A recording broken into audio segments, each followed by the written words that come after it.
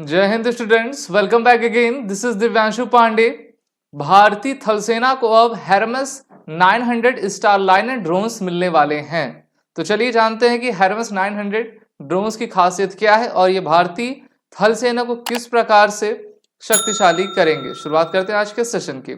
हम जानते हैं कि भारत में जितने भी हमारे आर्म फोर्सेस हैं, जिसमें आर्मी, नेवी, एयरफोर्स आती हैं, वो अपनी एरियल कॉम्बैट की क्षमता को बढ़ाने के लिए डिफरेंट डिफरेंट टाइप्स के ड्रोन्स को प्रोक्योरमेंट करने के लिए उन्होंने आवेदन मिनिस्ट्री ऑफ डिफेंस को दिया हुआ है। और इससे पहले भी अभी कुछ दिन पहले ही ये खबर आई थी कि हमारी नेवी और आर्मी दोनों ही मिलकर हेरमेस 900 ड्रोन्स आपकी ले रही हैं, जिसमें अब आर्मी के लिए ये रास्ता आपका खुल गया है और अब इंडियन आर्मी अपने बेड़े में इजराइल के इस हेरमेस 900 ड्रोन्स को आपका इंक्लूड करेगी। हम जानते हैं कि बढ़ते हुए जो अभी बदलाव हो रहे हैं, मेनली जो है मिलिट्री से रिलेटेड, जहां पर हम रशिया यूक्रेन वॉर और इजराइल हमास वॉर देख रहे हैं, उसमें सबसे ज्यादा यूएवीज का इस्तेमाल हो रहा है। तो भारत भी चाहता है कि उनकी सेनाएं पूरी तरीके से चाक चौबंद और इस प्रकार के लीथल कॉम्बैट वेपन्स के साथ जो है सुसज्जित रहें। इसलिए अब आर्मी के द्वारा ये कहा गया कि हम 900 हेरमेस स्टारलाइनर्स के ड्रोन्स आपके लेंगे। 900 लेंगे नहीं, हेरमेस 900 उसका वर्जन है।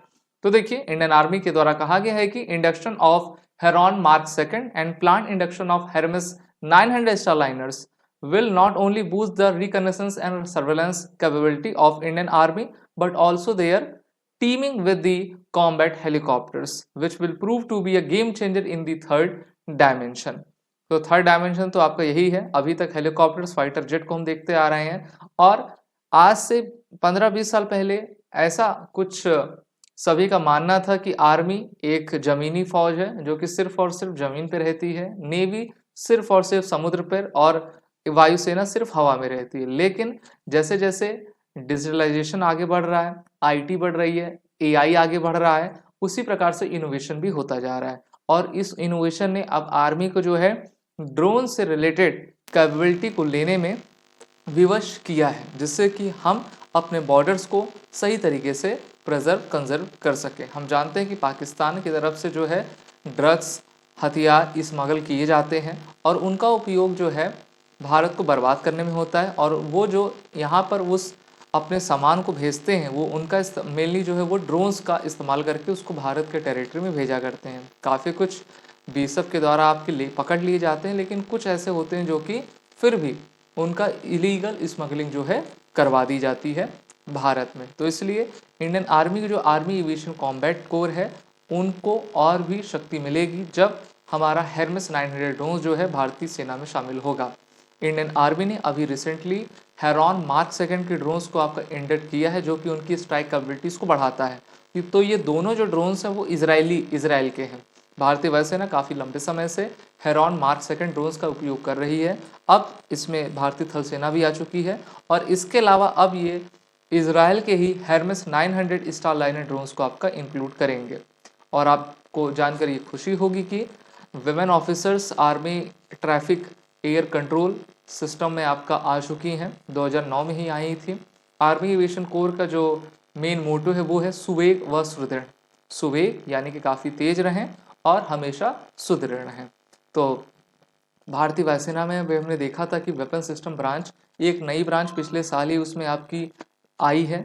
इसी के साथ इंडियन आर्मी भी अपने आर्मी एविएशन कोर में वेपन्स को लेकर और यूएवीज को लेकर उसको और भी ताकतवर बनाना चाहती हैं। तो Indian army and navy orders for Hermes 900 male drones. तो देखिए, ये जो ड्रोन्स हैं टोटल 4 आएंगे, 2 आपका नेवी को दिया जाएगा, 2 आर्मी को दिया जाएगा, जिससे कि ये अपनी क्षमता को बढ़ा सके। और इसमें कहा गया है कि जो हमारी आर्मी है मेनली ईस्टर्न लद्दाख की तरफ से, जहाँ पर हमारा बॉर्डर चाइना की तरफ लगता है, वहाँ पर इस प्रकार के ड्रोन्स को आपका लगाएगी और इनकी जो डिलीवरी है वो नेक्स्ट ईयर तक कंप्लीट करवा ली जाएगी। तो तीनों ही सेनाओं के पास इस प्रकार के ड्रोन्स हैं। अगर हम इस ड्रोन्स की कैपेसिटी देखें, कैपेबिलिटी देखें, तो हम ये पाते हैं कि इसमें जो इंजन लगा है वो रोटेक्स 914 का है, काफ़ी बेहतरीन है। मैन्युफैक्चरर इसकी इजराइल की Elbit company, length 8.3 metre, cruise speed 112 kilometre per hour. लेकिन अगर आप इसकी स्पीड को MQ-9 प्रेडेटर ड्रोन अमेरिका से कंपेयर करेंगे तब ये काफ़ी कम है, क्योंकि वो तो 338 किलोमीटर प्रति घंटे की रफ्तार से चला करती है। विंग स्पैन 15 मीटर का, टॉप स्पीड आपकी 220 किलोमीटर पर आवर की है। तो यहाँ पर अगर हम इसके एंडोरेंस कैपेबिलिटी को देखें तो 36 घंटे तक ये आपका हवा में रह सकता है। डिफरेंट फीचर्स इसमें आपके लगाए गए हैं, जैसे कि communication relay, hyper spectral wide area surveillance इसमें है, जीपीएस है, जो कि इसको काफ़ी आपका सुवेग और सुदृढ़ बनाता है। उसी प्रकार से हेरॉन मार्क सेकंड ड्रोन भी हमारे पास है, जिसका वेट 1430 ग्राम, पेलोड कैपेसिटी 490 किलोग्राम की, सर्विस सेलिंग हाइट इसकी 35,000 फीट पर जा सकता है, एंडोरेंस 45 घंटे तक है इसका, मैक्सिमम स्पीड 150 या फिर हम ऑपरेशनल रेंज की बात करें तो 250 किलोमीटर है।